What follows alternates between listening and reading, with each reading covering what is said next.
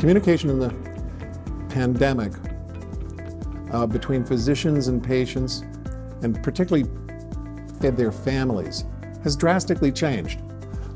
Hospitals currently ban visitors or limit visitors to various degrees, and being masked, our patients cannot read our expressions, and with the patients masked, very often we cannot read theirs. Their voices are often muffled and unclear. Many of our patients in the hospital, bereft of the in-person emotional support of family and friends, are more prone to higher anxiety levels and depression. And for their part, the family members of the patients in the hospital are suffering as well, at least to some degree. Millions have had trouble retaining employment, and many, since they lose their job, lose medical insurance that increases the stress of hospitalization. Many have fallen into, frankly, poverty and become food insecure, which affects the nutritional possibilities of our patients. The difficulty of isolating oneself from family and friends is an emotional burden. Many have families and have lost some of them. One perverse effect of the pandemic, well documented, has been the avoidance of medical care on the part of patients with non-COVID medical problems. If their condition is deteriorating, very often they avoid the hospital until they're more ill for fear of contracting the disease when they get to the hospital.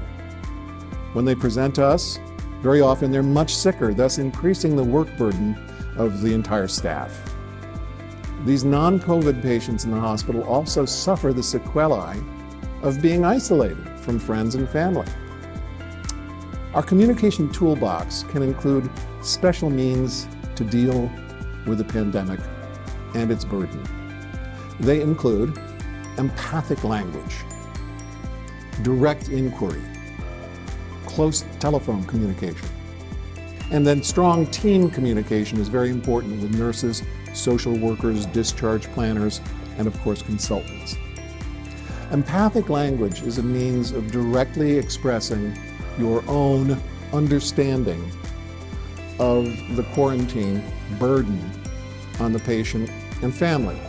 For example, if you say, "I know it must be difficult for you to be sick in the hospital and not able to have your family with you," is a phrase that invites the patient to discuss how deep is that burden, which can itself, as language, be a therapeutic event.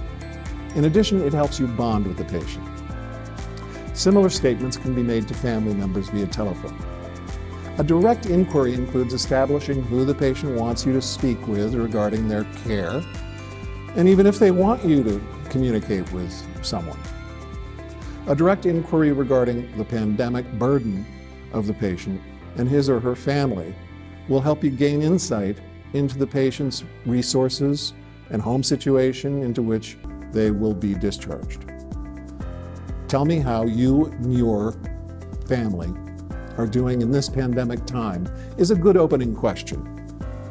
Many hospitals are employing electronic devices to connect patients, often visually, with loved ones, and of course, there are ways that you and the patient and family member can meet together, often with visual communication.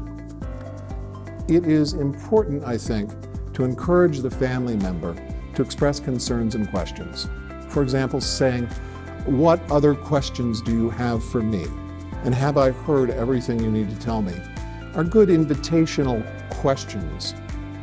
The COVID environment induces fear and anxiety, and complete and solid information can often be a sort of tonic for these distresses. Communication with nurses is, I think, very important, as they may offer insights you are missing regarding patients and their families. Team rounding is often employed in several variants, and I think it's an important tool. Communication with social workers, discharge planning, personnel, individuals who can offer you insights into the hurdles to be jumped in caring for the patient, especially those engendered by our Byzantine insurance system. Communication with consultants, particularly the plans for follow-up care, are important due to the many changes in outpatient management that the COVID era has imposed upon us. Thank you for listening, and thank you for attending. As Dr. Ruben Tovar said regarding this brief video, it will probably have a very short half-life, or at least we can hope it has a very short shelf life.